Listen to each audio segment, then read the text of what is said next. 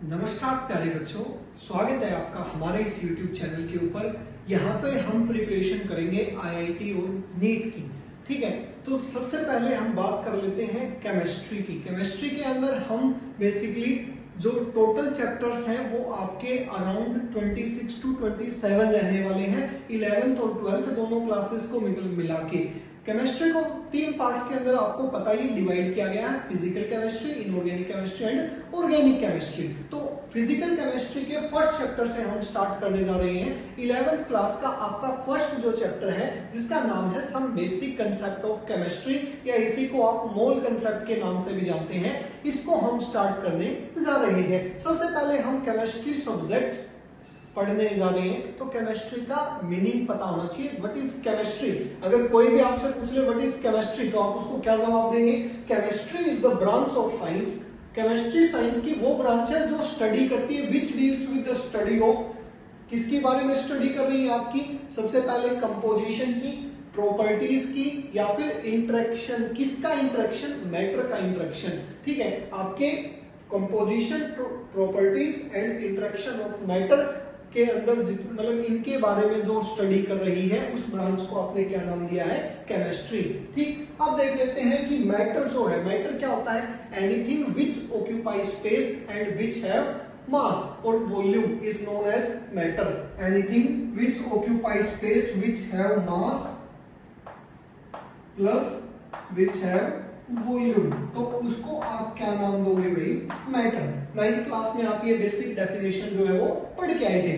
तो मैटर को further 2 parts के अंदर क्लासिफाई किया गया है। क्लासिफिकेशन का जो बेसिस था वो क्या रहने वाला है? Physical classification and chemical classification. हम यहाँ पे सिर्फ केमिकल क्लासिफिकेशन के बारे में बात करेंगे। फिजिकल क्लासिफिकेशन के बारे में मैं बता देता हूँ। जब हमने फिजिकल क्लासिफिकेशन के अकॉर्डिंग मैटर को डिवाइड किया था तो वो 3 पार्ट्स के अंदर था। आपने पढ़ा था सॉलिड, लिक्विड एंड गैस। ठीक, नेक्स्ट उसके बाद on the basis of chemical classification matter is further divided into 2 parts, mixture and pure substances. Mixture क्या होते हैं? When 2 or more than 2 elements just mix together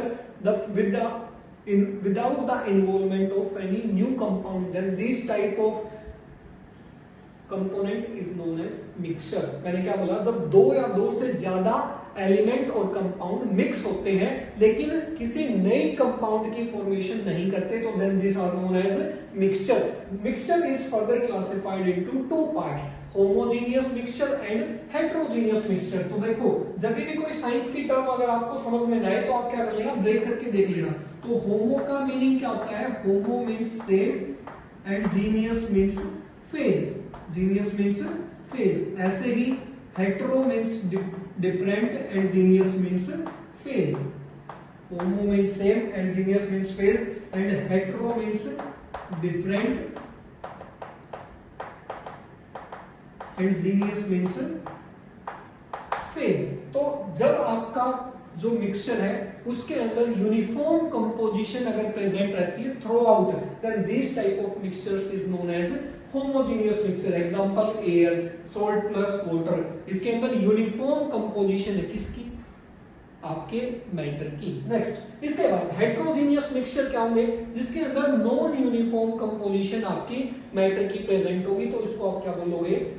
heterogeneous mixture. Examples की बात कर लेते हैं। सैंड, सैंड यानी कि रेत। रेत के अंदर आपको देखते हैं अलग अलग पार्टिकल्स मिक्स हो रखे हैं और उनकी डिफरेंट डिफरेंट कंपोजिशंस है या नॉन यूनिफॉर्म कंपोजिशन है। Second one example is common salt. इसके बाद नेक्स्ट जो हमने क्लासिफिकेशन किया था that is pure substances. Pure substances का मतलब which is made up of only and only single type of atom, जो सिर्फ और सिर्फ सिंगल टाइप ऑफ एटम से मिलकर बने, इनको आप क्या बोलोगे? Pure substances. अब pure substances is further divided into 2 parts, elements and compounds. Elements it is made up of only single type of atom.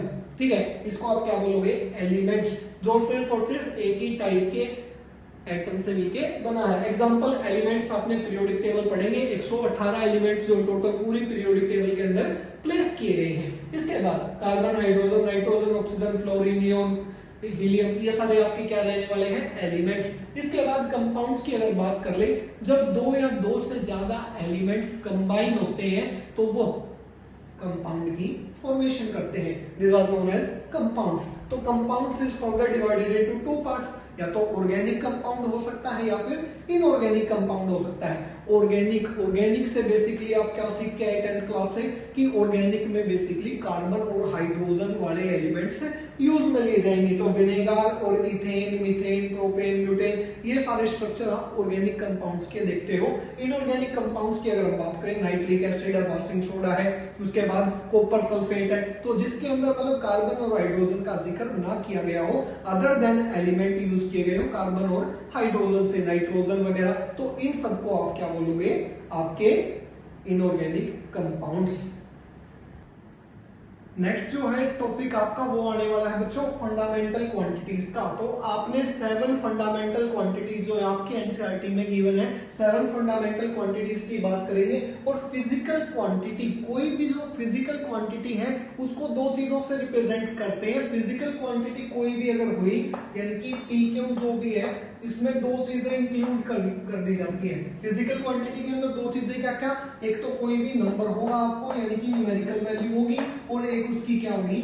Unit. तो system of international SI system ने आपको 7 फंडामेंटल क्वांटिटीज जो है वो provide करवाई है। Fundamental का मतलब वो बेसिक्स यूनिट है और जो चेंज नहीं होंगी, तो उनसे आप अदर यूनिट्स को डिराइव कर सकते हो। और जो फंडामेंटल क्वांटिटी से डिराइव की गई उनको बोलोगे डिराइव्ड यूनिट्स। तो फंडामेंटल क्वांटिटीज बेसिकली 7 होती हैं। सबसे पहले बात करेंगे फिजिकल क्वांटिटी में मास की, इसके बाद नेक्स्ट फंडामेंटल क्वांटिटी लेंथ, इसके बाद टाइम, फिर टेम्परेचर,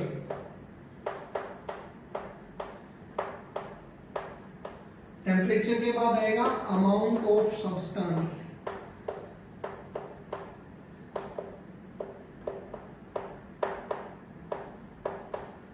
फिर ल्यूमिनस इंटेंसिटी, फिर इसके बाद इलेक्ट्रिक करंट। अब इनके लिए सिंबल देखते हैं। मास के लिए स्मॉल m लिखा जाता है, लेंथ के लिए l लिखा जाता है, टाइम के लिए t लिखा जाता है, टेम्परेचर के लिए कैपिटल T लिखा जाता है, अमाउंट ऑफ सब्सटेंस के लिए मोल लिखा जाता है, और मोल का रिप्रेजेंटेशन n होता है, small n, luminous intensity I, और electric luminous intensity I not, और इसको I से रिप्रेजेंट कर दिया जाता है। अब नेम ऑफ द यूनिट की अगर हम बात करें तो मास की जो यूनिट होती है वो होती है किलोग्राम। मास की यूनिट क्या होगी भाई? किलोग्राम। उसके बाद लेंथ की जो एसआई यूनिट होगी वो होगी मीटर। इसके बाद टाइम की जो यूनिट होगी वो होगी सेकंड। टेम्परेचर की यूनिट होगी kelvin. Amount of substance N, इसको MOLE मोल लिखा जाता है। ल्यूमिनस इंटेंसिटी SI यूनिट होती है कैंडेला। इसके बाद इलेक्ट्रिक करंट एम्पियर। अब इन यूनिट्स के सिंबल की बात कर लेते हैं। किलोग्राम को लिखोगे केजी, मीटर को लिखोगे स्मॉल m, इसके बाद सेकंड को लिखोगे SEC, केल्विन को लिखोगे कैपिटल K, मोल को कैसे लिखोगे? MOL, कैंडेला CD, और एम्पियर को लिखोगे A। तो ये आपकी कुछ फंडामेंटल क्वांटिटीज थी, जिसके अंदर क्या रहेगा? आपकी 7 फंडामेंटल क्वांटिटीज है, जहां से आप और यूनिट्स को भी डिराइव कर लेते हो। तो देखो, मैं मोल कंसेप्ट पढ़ाने से पहले आपको सारे के सारे जितनी भी क्वांटिटीज हैं या इनके यूनिट कन्वर्जन है वो आपको सिखा देना चाहता हूं, ताकि आपके बेसिक्स बिल्कुल स्ट्रॉन्ग हो सके। तो नेक्स्ट टॉपिक जो रहेगा वो रहेगा हमारा यूनिट कन्वर्जन का, मास का, लेंथ का, टाइम का, टेम्परेचर का, उसके बाद प्रेशर का, और यूनिवर्सल गैस कांस्टेंट की वैल्यूज। तो ये हम डिस्कस करेंगे। तो सबसे पहले यूनिट कन्वर्जन के अंदर बच्चों हम देखते हैं मास या फिर वेट को। अब सबसे पहले ये बताएं कि मास और वेट में क्या डिफरेंस होता है। चलिए मैं आपको बताता हूं मास और वेट में क्या डिफरेंस है। मास बेसिकली कैसी क्वांटिटी है? एक स्केलर क्वांटिटी है। मास कैसी क्वांटिटी है? एक स्केलर क्वांटिटी है। जबकि वेट कैसी क्वांटिटी है? एक वेक्टर क्वांटिटी है, स्केलर और वेक्टर। 9th क्लास के अंदर आप पढ़ के आए थे। अब स्केलर क्वांटिटी कौन सी होती है बच्चों, जिसके अंदर सिर्फ और सिर्फ क्या होता है, मैग्नीट्यूड। मैग्नीट्यूड का मतलब कोई न्यूमेरिकल वैल्यू होगी 1 to infinity, तो वो सिर्फ कैसी क्वांटिटी है आपका, वो आपकी स्केलर क्वांटिटी। और वेक्टर क्वांटिटी के अंदर क्या जाएगा, वेक्टर क्वांटिटी वो होती है जिसके अंदर magnitude as well as direction होती है, ठीक है। तो केमिस्ट्री के अंदर बेसिकली हम डील करते हैं किसके अंदर, मास के अंदर। लेकिन कई बार मैं गलती से वेट भी लिख दूंगा, तो वहां पे उसको अंडरस्टूडेबल है कि वो मास और वेट एक ही बात है। अदरवाइज केमिस्ट्री में क्या यूज किया जाता है, मास, और वेट आपका फिजिक्स में यूज किया जाता है, क्योंकि weight W is equal to mg, and g जो होता है वो क्या होता है, एक्सेलरेशन ड्यू टू ग्रेविटी। और कमेंट सेक्शन में आपको जरूर बताना है कि एक्सेलरेशन ड्यू टू ग्रेविटी की वैल्यू विद यूनिट कितनी होती है। नेक्स्ट, तो magnitude as well as direction, तो इसके पास दोनों चीजें होंगी, वो आपकी कैसे क्वांटिटी होगी, वेक्टर क्वांटिटी। तो चलिए इसके यूनिट कन्वर्जन की बात कर लेते हैं, क्योंकि वो मोल कांसेप्ट में आपको यूनिट्स के साथ खेलेगा, लेकिन आपको उससे बचना है। किलोग्राम इसकी एसआई यूनिट है। एसआई यूनिट मतलब सिस्टम ऑफ इंटरनेशनल ने इस चीज को फिक्स कर दिया है। यदि घर वाले आपको सब्जी लेने के लिए भेज रहे हैं, तो आप क्या करोगे, 1 किलो सब्जी की अगर बोला है तो 1 किलो ही सब्जी देगा, ना उससे कम देगा ना उससे ज्यादा देगा, मतलब स्टैंडर्डाइज कर दिया चीजों को। ऐसे ही हम केमिस्ट्री के अंदर चीजों को स्टैंडर्डाइज करेंगे। इसके अलावा दूसरी जो यूनिट होती है वो क्या होती है बच्चों, CGS unit. Centimetre, length centimetre में, मास ग्राम में और टाइम सेकंड में, तो वो सीजीएस यूनिट कहलाएगी। तो ये आपकी एसआई यूनिट थी। अब बात कर लेते हैं अदर यूनिट्स की। तो देखो मिलीग्राम, मिली से स्टार्ट करूंगा मैं, जितने भी यूनिट कन्वर्जन होंगे मिली से स्टार्ट होंगे। किससे, मिली से, हाँ, मिलीग्राम, इसके बाद ग्राम, एंड देन किलोग्राम, ठीक है। तो मिलीग्राम को जब आप ग्राम के अंदर कन्वर्ट करोगे तो मल्टीप्लाई करोगे 10⁻³ से। अब इसके बाद ग्राम को अगर आप किलोग्राम में कन्वर्ट करोगे तो यहाँ पे भी मल्टीप्लाई करोगे 10⁻³ से। अभी इनका क्या मतलब है मैं समझाऊंगा। इसके बाद इसको जब इसमें कन्वर्ट मारोगे, देखो सबसे पहले एरो का मतलब समझो। इसका मतलब जो ये टेल है, ये एरो की, आपने वेक्टर पढ़ा है, तो ये वेक्टर की क्या है, टेल। तो टेल का मतलब यहां से हम स्टार्ट हो रहे हैं, यानी कि इस यूनिट को कन्वर्ट मार रहे हैं। इस एरो का मतलब है हम यहाँ पे पहुंच गए हैं, ठीक है। तो यहाँ पे भी मतलब ग्राम से चले किलोग्राम में इसको कन्वर्ट कर रहे हैं। इसके बाद इसमें ग्राम से हम कहा चले, मिलीग्राम के अंदर। तो जब इसको इसमें कन्वर्ट मारोगे तो 10⁻³ से। अगर डायरेक्ट मिलीग्राम को आपको बोल दे कि किलोग्राम में कन्वर्ट करो, तो कितने से मल्टीप्लाई करोगे, 3 और 3 6, और साइन कैसा रहेगा, नेगेटिव का। उसके बाद अगर किलोग्राम को बोल दे किसमें कन्वर्ट करोगे, मिलीग्राम के अंदर, तो इसमें जो साइन रहेगा वो क्या रहेगा, 10⁻⁻6 का। अब सुनो, अब +1 -1 का क्या मतलब है। अगर मान लो किसी की मल्टीप्लाई 10⁻+1 से है, अब देखो 10 कोई भी वैल्यू बहुत बड़ी होगी, 0 0 0.0000, तो ऐसी वैल्यूज को शॉर्ट में कंसाइज करने के लिए, प्रिसीजन करने के लिए इन वैल्यूज का सहारा लिया जाता है। तो ऊपर जो वैल्यू लिखी है 1 2 3 4, इसका मतलब है इसके पीछे इतनी जीरो है। तो 1 का मतलब 1 0 यानी कि 10। उसके बाद प्लस का मतलब है, इसका मतलब आपको डायरेक्ट मल्टीप्लाई करना है किससे, 10 से। अगर 10⁻⁻1 है तो 1 का मतलब तो उतनी ही जीरो है, लेकिन माइनस का मतलब अब क्या हो जाएगा, इस चीज को आप डिवाइड कर रहे हो, अल्टीमेटली मल्टीप्लाई करोगे 1/10 से।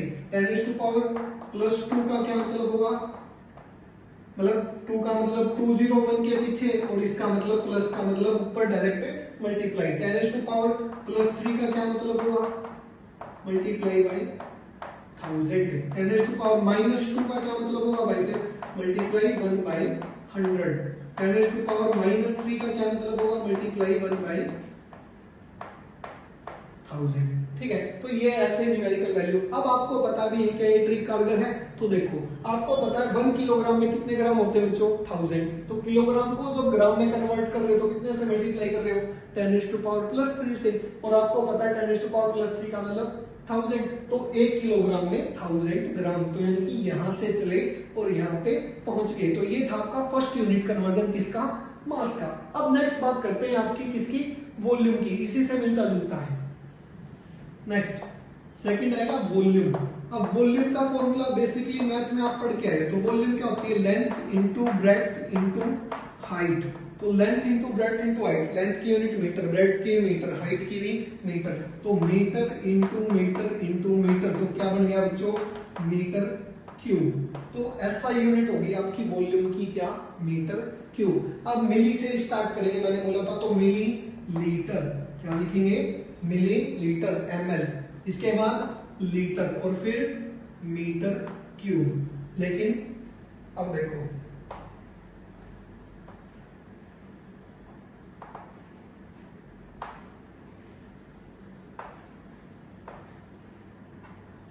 अब एग्जामिनर आपको सिलेक्ट थोड़ी ना करवाना चाहता है, वो तो एलिमिनेशन चाहता है, आप सिलेक्ट हो ही ना हो। लेकिन वो क्या करेगा, देखो मिलीलीटर आपको ऑप्शन में ही नहीं देगा, वो क्या देगा, वो मिलीलीटर की जगह देगा आपको सेंटीमीटर क्यूब, क्या देगा, सेंटीमीटर क्यूब। अब तुम कंफ्यूज किसको किसमें कन्वर्ट करे, वो लीटर आपको देगा ही नहीं, वो क्या देगा, डेसीमीटर क्यूब। अब जिस बच्चे को पता है कि मिलीलीटर को ही सेंटीमीटर क्यूब बोलते हैं, लीटर को ही डेसीमीटर क्यूब बोलते हैं, वही तो क्वेश्चन सोल्व कर पाएगा। अब फ्रेमिंग देख लेना, एक भी क्वेश्चन ऐसा नहीं होगा जो आप यहां से पढ़ने के बाद आपका सोल्व ना हो, बस ध्यान से देखते जाओ। तो मिलीलीटर को मैंने क्या बोला, सेंटीमीटर क्यूब, या इसी को क्या लिखा जाता है, सीसी। लीटर को ही क्या बोलते हैं बच्चों, डेसीमीटर क्यूब, डेसीमीटर क्यूब या डीएम क्यूब, ठीक है। अब इन यूनिट को कन्वर्ट करेंगे, तो देखो याद कैसे रखोगे एमएल और सीसी को। आपने, यदि आप हरियाणा से हैं तो आपको पता है जो ऑयल की जो बोतल होती है, हेयर ऑयल की जो बोतल होती है, उसको हरियाणवी लैंग्वेज में सीसी बोला जाता है, क्या बोला जाता है, सीसी। तो यहां से याद आ जाएगा। और उस सीसी के ऊपर क्या लिखा होता है आपको पता है, या तो 75 ml की होगी, या 250 ml की होगी, या 500 ml की होगी। डाबर आंवला याद करो, जो आप हेयर ऑयल यूज करते हो, उस हेयर ऑयल को हरियाणवी लैंग्वेज में सीसी बोला जाता है। और उसके ऊपर आपको ml लिखा होता है, 75 ml, 150 ml या 250 ml या 500 ml। तो इससे याद रख सकते हो ml को क्या बोलते हैं, सीसी। नेक्स्ट, अब मिलीलीटर को लीटर इसके अंदर कन्वर्ट करेंगे, तो सेम मैंने बोला था मास के तरीके से है, 10⁻³ से मल्टीप्लाई, इसके बाद इसको इसमें करेंगे तो 10⁻³ से मल्टीप्लाई, इसको इसके अंदर कन्वर्ट करेंगे तो 10⁻+3 से मल्टीप्लाई, इसको इसमें कन्वर्ट करेंगे तो 10⁻+3 से मल्टीप्लाई। अगर वो पूछ ले मिलीलीटर को कन्वर्ट करो मीटर क्यूब में, तो 3 और 3 6 और मल्टीप्लाई बाय 10⁻⁻6। अब यहां से अगर वो पूछ ले तो मल्टीप्लाई 10⁻+6। तो ये रहेंगे यूनिट कन्वर्जन बच्चों आपके, किसके, मास के और वॉल्यूम के। लगभग सिमिलर है, बस याद आपको यहाँ पे रखना है, स्टार मार्क कर लेना। मिलीलीटर को ही क्या बोलते हैं, सेंटीमीटर क्यूब, और लीटर को ही क्या बोलते हैं, डेसीमीटर क्यूब। नेक्स्ट हम बात करेंगे अब इसके बाद लेंथ की यूनिट कन्वर्जन की। नेक्स्ट यूनिट जो है बच्चों वो हम स्टार्ट करने जा रहे हैं लेंथ की। तो लेंथ की जो एसआई यूनिट होती है वो क्या होती है आपकी, मीटर। तो सीजीएस यूनिट भी होती होंगी, ऑब्वियस सी बात है, होती है। तो इसको मिली से मैंने बोला था स्टार्ट करेंगे, तो millimetre, centimetre, metre and kilometre, ठीक है। तो millimetre, centimetre, metre and kilometre. Millimetre को इसके अंदर कन्वर्ट करेंगे तो मल्टीप्लाई 10⁻⁻1, इसको इसमें कन्वर्ट करेंगे तो मल्टीप्लाई 10⁻⁻2, इसको इसके अंदर कन्वर्ट करेंगे तो मल्टीप्लाई 10⁻⁻3। अब किलोमीटर को मिलीमीटर के अंदर कन्वर्ट करेंगे तो 10⁻+3, इसको इसके अंदर कन्वर्ट करेंगे तो 10⁻+2, इसको इसमें कन्वर्ट करेंगे तो मल्टीप्लाई 10⁻+1, ठीक है। अब देखो आपको पता है 1 किलोमीटर में कितने मीटर, 1000, तो मल्टीप्लाई किया 10⁻+3, और +3 का मतलब मैंने अभी समझा था 1000।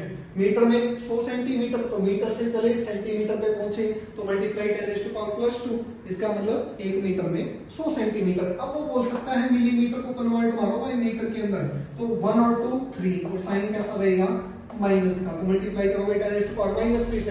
अब अगर वो बोलता है मिलीमीटर को कन्वर्ट करो किलोमीटर के अंदर, तो इसको अगर कन्वर्ट करोगे तो डायरेक्ट क्या आ जाएगा, 1 और 2 3 और 3 6, तो मल्टीप्लाई 10⁻⁻6। इसके बाद अगर वो बोले किलोमीटर को कन्वर्ट करो सेंटीमीटर में, तो 3 और 2 5, और साइन कैसा रहेगा, प्लस का, तो 3 और 2 5 साइन प्लस का। अगर वो बोले किलोमीटर को कन्वर्ट करो मिलीमीटर के अंदर, तो इसके अंदर कितने से मल्टीप्लाई करोगे, मल्टीप्लाई 10⁻⁻ प्लस 6 से।